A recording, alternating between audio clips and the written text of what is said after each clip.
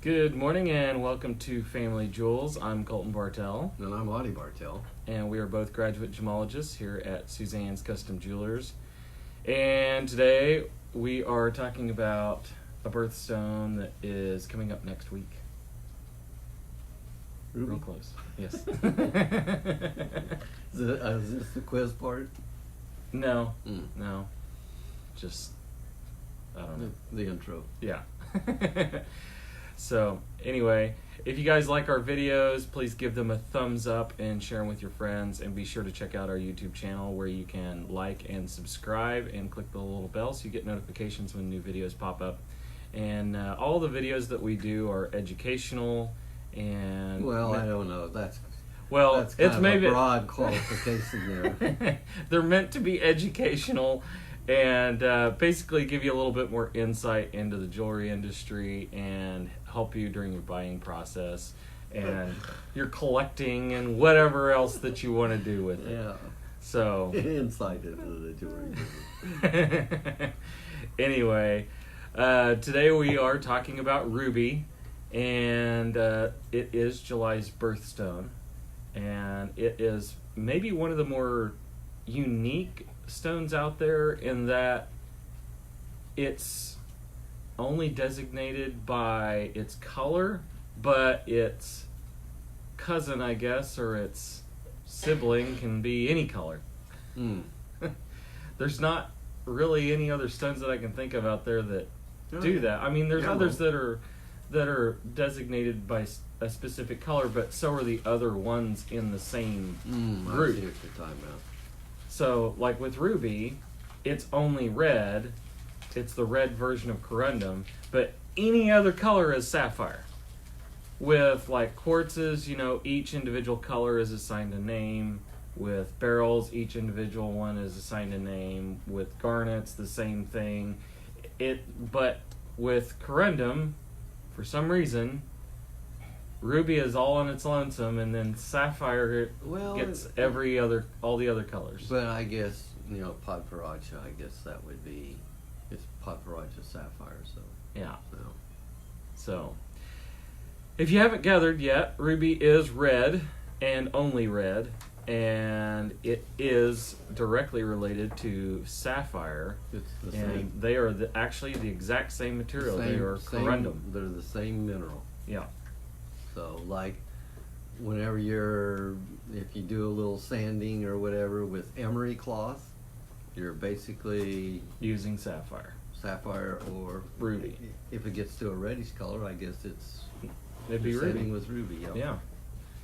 So, yeah, it's extremely hard.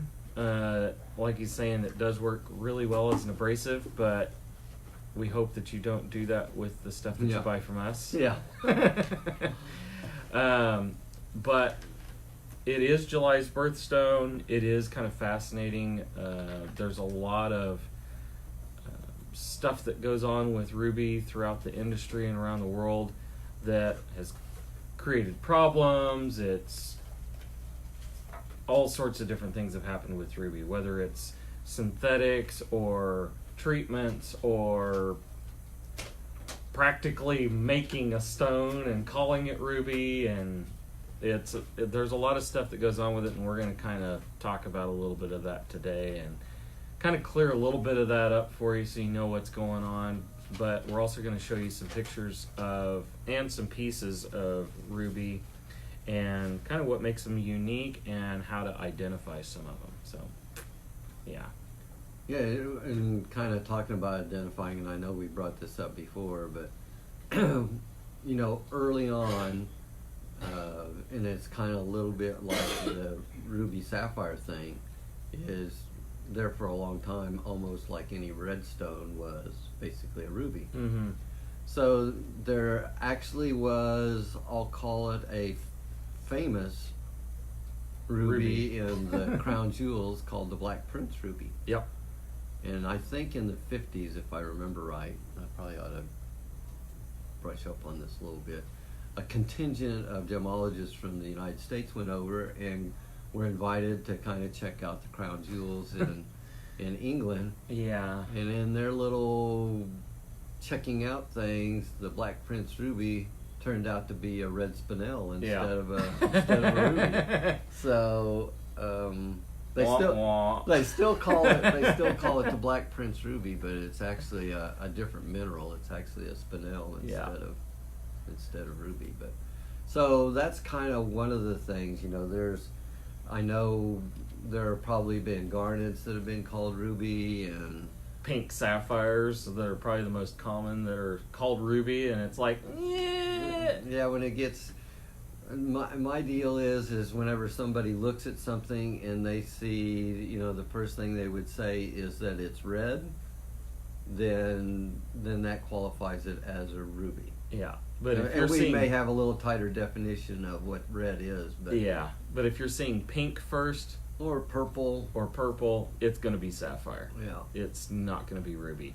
And some people play it pretty fast and loose with the Because- term red and ruby. Because there's actually quite a bit of price difference between pink Yeah. sapphire or purple sapphire and ruby, yeah, especially if you get into the really nice ruby colors and qualities or whatever. So yeah, and then Colton's kind of brought up that there's a lot of the ruby. Probably most of the ruby has been treated some way. Mhm. Probably most of it has been heat treated. yeah, And probably if they didn't do that, and it's gotten to be a common practice, almost everything that we probably see or think about, we assume that it's been heat treated. Yeah. There's probably some that maybe we've had that's not heat treated, but for the most part, I'd say almost all Everything, of it. yeah. But if they didn't do that, there'd probably be very little ruby to buy, yeah, and it'd be really expensive. yeah. Well, and even the little bit of unheated ruby out there that there is It's still still really expensive, expensive. That stuff is gonna be certified.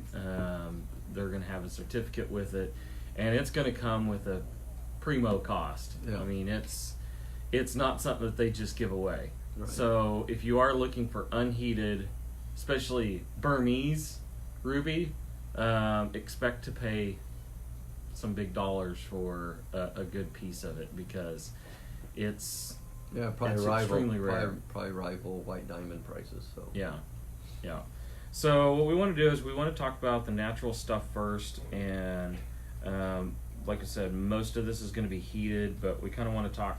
If you want to talk about like sources for it, probably the most famous is going to be like Myanmar or Burma. This is actually a specimen in marble. which they still call it Burmese. Yeah. I always thought that was a little strange that a lot of the ruby is in marble. So Right. marble is can't even think it's the one that's caused by pressure. It's not igneous. No. Metamorphic. It's a metamorphic rock, and so, but a lot of, not just the Burmese ruby, but I think even Vietnamese and some of the others are found in marbles. Yeah, Thailand, Cambodia are usually basalt hosted, and those can typically be a little bit darker. And those are going to be because of excessive levels of iron. Yeah, that, and then I guess that brings up what colors ruby, because if it was basically a pure aluminum oxide, it'd be colorless. Right. So unlike some stones where an impurity doesn't color, almost all of the colored stones, the reason they are colored is there's something in there that's not in the normal crystalline structure of an impurity, we'll call it. It doesn't have to be a lot. Mm-hmm.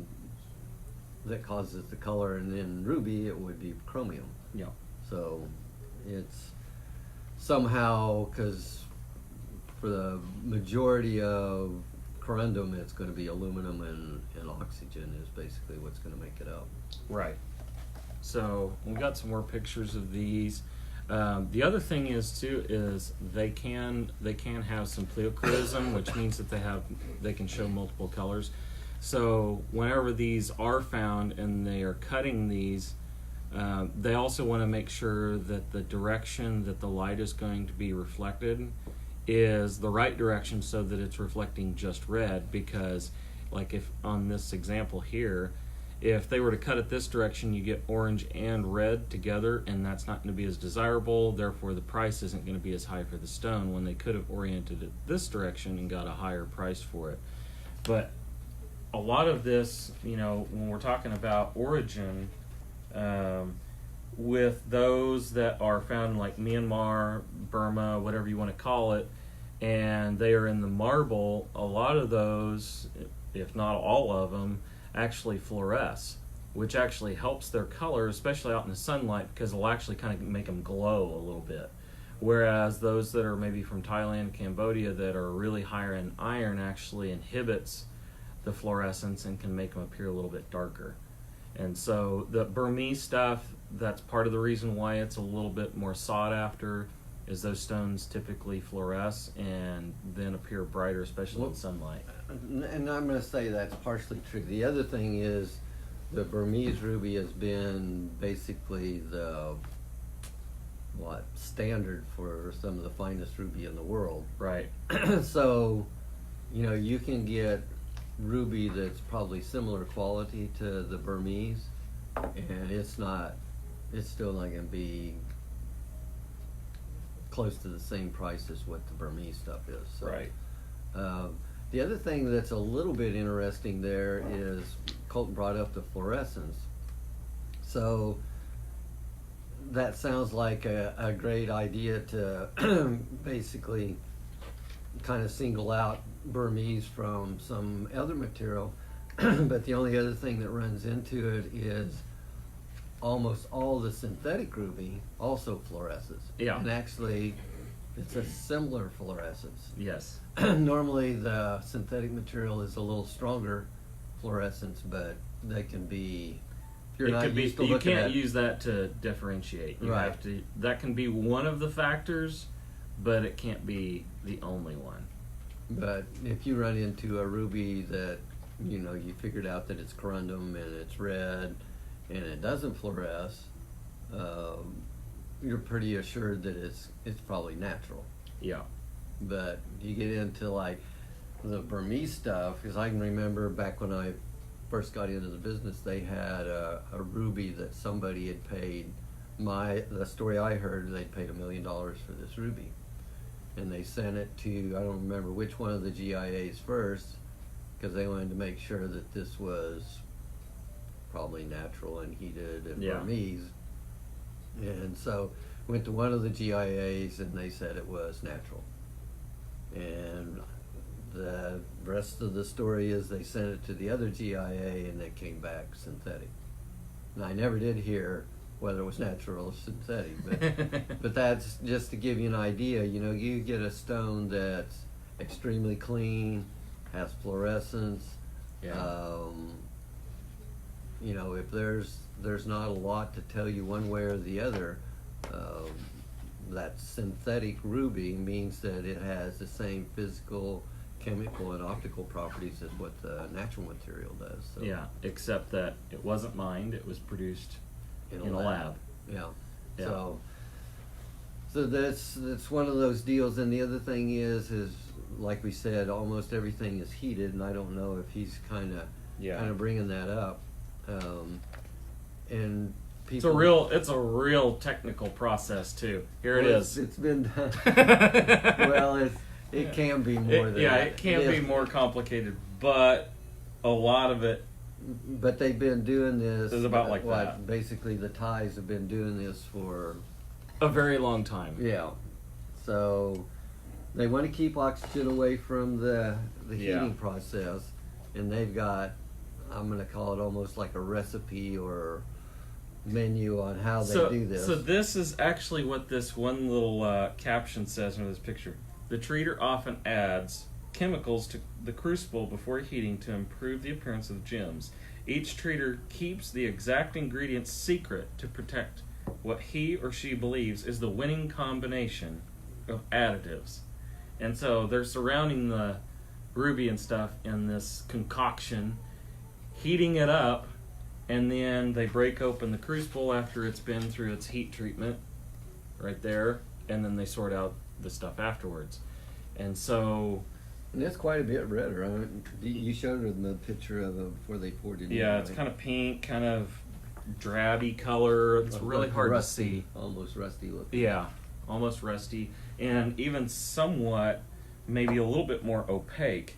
You know, another thing that they can this, get rid of the rutile. they can break up some of the silk and the rutile needles that are in there. It can cause healing to some fractures and stuff like that, and so it can clear the stones up a little bit. But in a lot of cases, you'll see the core that hasn't quite maybe lightened up, because a lot of this is to, you know, get rid of all the undesirable stuff. Right. You know, it's to get rid of the darkness and lighten them up a little bit, but it's also meant to intensify the color and clear out some of the cloudiness that's in the stone. And so the heat treatment, it actually does a ton of good for the stones. And this heat treating, I've always thought that it was, to me, it seemed like a bigger deal with like blue sapphire than what it was with ruby, because I've seen some of the crystals, I guess I'll call them, are rough before they heat it for the sapphire, blue sapphire. And that stuff is like white to a grayish color, and I'm thinking, wow, somebody had a great imagination to think that that was going to turn blue. But Yeah. you know, it's actually almost like a recrystallization of that stone, and allows it to Get rid of the stuff that you don't want in there and retain the stuff and enhance the stuff you do want. right. And it's such a simple process, and it works so well that, I mean, it's still being done almost as basic as what it was in these pictures today. Yeah, but I've seen where they've got more sophisticated. Yeah, like, they have, I but guess I'll call them ovens or whatever. But even the tried and true traditional methods, they're still viable, they still work, they still do it. you know, it's like they put them in like a Some of them oil- just use a barrel. oil barrel, Yeah, and they use a wood fire to bring it up to whatever heat Yeah. they're trying to do. And I don't know, you know, back then they probably didn't have thermometers, and it sounds like to me, you know, you need to keep it at a certain temperature for so length of time. And yeah. I think it was just people basically just got really good at figuring out how hot it was just by looking at it or monitoring it in some way I and don't know. timing it just right. But either way, they've gotten really good at it, and they've gotten real consistent with that treatment. And like I said, it's pretty much a guarantee that if it doesn't come with a certificate and it's listed as natural ruby, it's been heated. Yeah. And it's actually such a common practice that it doesn't even have to be disclosed. It's just understood worldwide that it's, unless it says it's unheated, it's heated. Yeah. So we want to show you some pieces that we do have here. I know that they're always going to be kind of difficult to see on the little camera there, but you know, we've got I think it's that nice one true is Burmese. reds. This one actually is Burmese, yes. And then we've got some that are maybe this one's a little bit lighter in color. And the other stone is actually this one's actually prettier, but you know, again with our camera and our lighting here, it's not real whoopee. But you can see this bright red color that we've got in these rubies. We've got this loose one that's really pretty as well. Hopefully we're going to change our lighting a little bit here. Yeah, let's see what that does to the camera. Oh. But see, It didn't. my forehead's not near as glossy. But these are all heated. And you can kind of see, I'm going to show this one again. That's a pretty deep, dark red. Yeah, this is it's a dark red. That's actually, I prefer those. Some of this comes down to personal preference, but yeah, I mean, you do want them to have some sparkle to them, obviously, and you want that true red color whenever you're looking for ruby. Yeah, because like browns and purples and oranges are all secondary colors that you don't want. Yeah, you don't want just modifiers in yeah, there at you all. just want true red if possible. Yeah. So we do want to show you some of the natural inclusions that are in ruby before we kind of move on here. So in here we've got, this is actually silk. That's actually basically needle crystals that are in there. Whenever these are intact, then that actually is a really good indicator that it is an unheated stone. This also, if it's prevalent enough, can actually cause asterism or a star in ruby and in sapphire.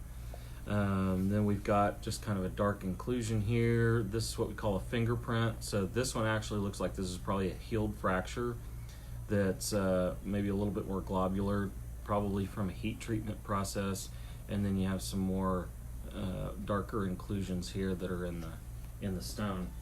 When you get into the synthetic stuff, you can see what looks like silk, but it's actually curved banding, what we call curved striae, and that's an indication that the stone is synthetic because of the process of how they're made.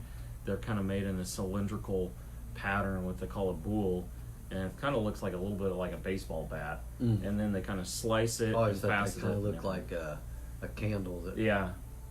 Yeah. the base isn't flat, and then it's kind of at the end it looks like there ought to be a wick coming out. Yeah, yeah. But whenever they cross section that and then facet it, you get that curved banding, almost like tree rings, but they're transparent. But if you see those, it's pretty much a guarantee that it's synthetic. Right. The other thing is too, apart from the heat treatment process, there is also lattice diffusion. But if you look at these, you can see kind of where there's maybe facet junctions and stuff. There's some color concentrations, but outside of that, it kind of lightens up. Because they're doing that from the outside, so you know when they go in there, They're adding chromium just basically to the surface level and just under to intensify or manipulate the color of the stone, and then it actually burns the surface of the stone. So is it So- chromium or beryllium? They're actually doing chromium Oh. on these. On sapphire, they're using beryllium. But on these, so what happens, you're actually taking a faceted stone, treating it with the lattice diffusion. It actually burns the facets, so they have to be repolished, and that's what leaves those color concentrations at the facet junctions, and then kind of washes out a little bit over the facets. It's really hard to detect whenever you're just looking at it. So you actually have to use like a diffused light, or you actually have to put the stones, submerge the stones in a liquid. Immersion liquid. Yeah. And look at it that way so that it kind of blurs out all of the facet junctions and everything, and you actually see right through the stone. Yeah, it takes the surface reflection down. Yeah. So, we talked a little bit about the synthetics that are out there. There are different methods of producing ruby synthetically, but the most common one is flame fusion process, in which case they're basically kind of recreating how the stone's formed, but using just the elements needed. Instead of having all these other outside things that may affect it, they're using just the elements needed to create whatever color of stone they're wanting. And it's actually a fairly quick process. It's not overly complicated, and it's really inexpensive for them to produce this stuff. And probably the biggest factor that throws a lot of people off is it's been done for a very long time. Yeah, over 100 years. Yeah, well 'Cause over they- 100 years. Because they were doing it in the 1800s somewhere. I don't remember now exactly, but Yeah. Actually, I thought that I had that in here somewhere. So there was kind of a big deal back. I'm gonna say up till probably through the Depression or whatever, that some ruby was being used in engagement rings, and so a lot of jewelers back then couldn't tell the difference between synthetic and natural. So a lot of those ruby solitaires were actually synthetic ruby, and nobody really knew the difference. I mean, I've seen lots of those over the years where, you know, it's been handed down generation to generation, and all along they thought they had a natural ruby, but it was actually a synthetic. Yeah. So we don't know the exact year when that started. It just says late 1800s. But in 1902, Auguste Bernoulli Cool. Yeah. introduced his new rubies to the market, and those were the first synthetic rubies to actually hit the market was in 1902. And so basically there's no size limit. They can kind of make whatever they want. You know, we have like sapphire crystals and stuff on our watches. They've even had sapphire lenses for glasses and cameras and phones and any kind of lens that you could think of. They've probably done it in sapphire, and it's done through this process, through the flame fusion process, because it's extremely efficient. They have a lot of control over it. They can make sure that, you know, they get the exact color that they want every single time. They've even got it down to such a fine-tuned process that they can actually create lab-grown or this flame fusion synthetic star sapphire and star ruby, which is actually pretty amazing that they can get a star in something that they're making like that. So it's pretty crazy, and the stones are always really nice. We've got a ruby here that's synthetic as well as what's in these stones, and these are very common. We've had a lot of people come in with these, and this is where that time factor comes in, where they've maybe inherited pieces and stuff like that. And they're like, oh, well, they're over 100 years old, they've got to be real. Not necessarily. So we've had some awkward moments where we've had to kind of break the news to some people that's inherited things that, you know, they thought they had this just hidden fortune of rubies, and turns out they're all synthetic. Yeah, you know, and I can think of some, since we've been down here, that over the phone they were telling me what sizes they had, and I'm thinking, if this is the real stuff, we're gonna have a Brinks truck to move them somewhere. Yeah, so. yeah, and turn out they're synthetic. Synthetics. Yeah. So in recent years, the big concern with the ruby market has been what is being referred to as glass-filled ruby.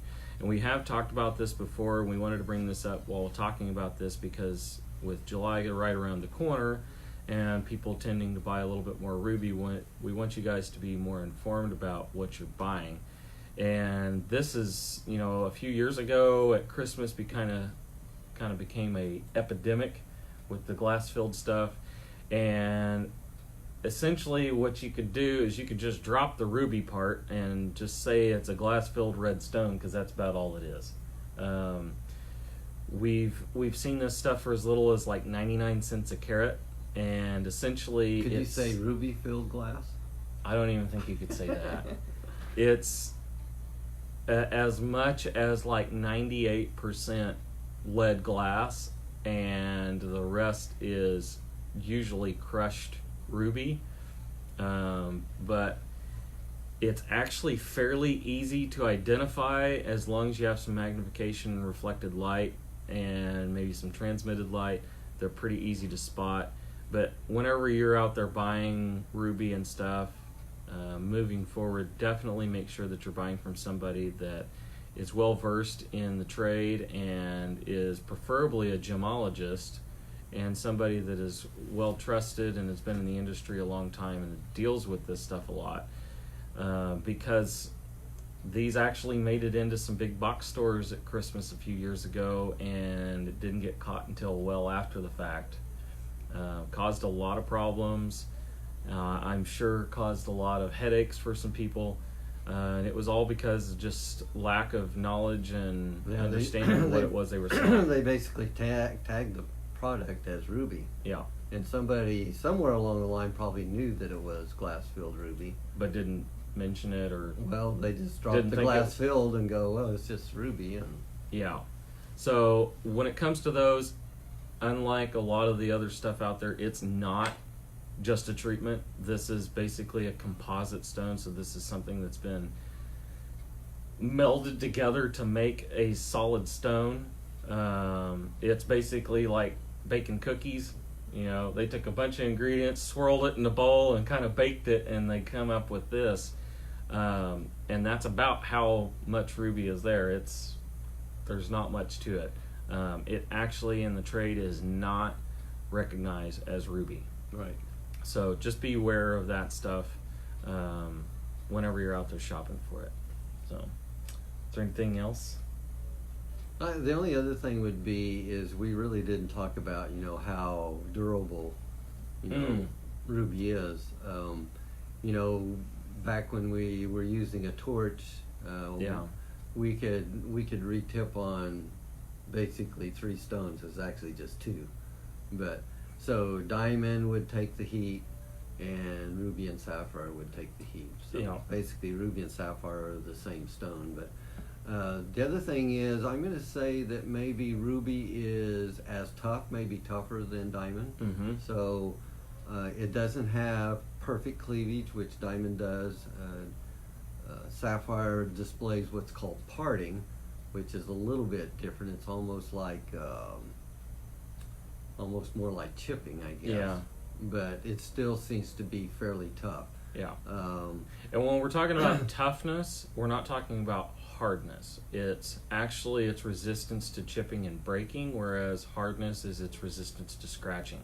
So we're not saying that ruby and sapphire are harder than diamond, but their toughness is a little bit better. Yeah. Because diamond is a little bit more susceptible, especially with thin girdles and stuff like that, and depending on how they're cut, is a little bit more susceptible to chipping and breaking because of those directions of perfect cleavage that ruby and sapphire don't have. So toughness is its resistance to the chipping and breaking. Right. Yeah.